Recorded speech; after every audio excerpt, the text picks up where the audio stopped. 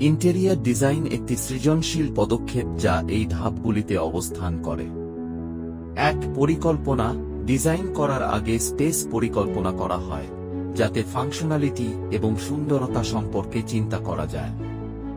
২. Design করা। স্পেসের জন্য ডিজাইন তৈরি করা হয়, যেখানে রং, বিকাশ, মেয়াদকাল, আলো, ওয়াল এবং ফ্লোর পরিকল্পনা করা হয়। ৩. সরঞ্জাম বিন্যাস। ফার্নিচার, আলোকসাজি, পোশাক, ওয়াল আর্ট, ওয়ালপেপার ইত্যাদির বিন্যাস এবং পরিবেশনা করা। ৪. কর্পোরেট।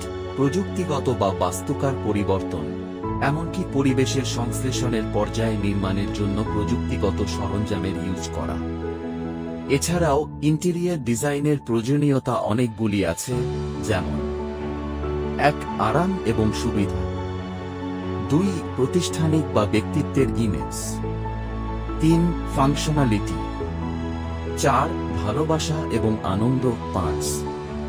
পরিবেশ সংরক্ষণ। সারসংক্ষেপে, ইন্টেরিয়র ডিজাইন একটি পরিস্থিতি সৃষ্টি করে যা আমাদের জীবনের বেগবান এবং সুন্দর করে। এটি আমাদের স্বাস্থ্য, সুখ এবং কর্মক্ষেত্রে ভালোবাসা ও আনন্দ যোগ করে।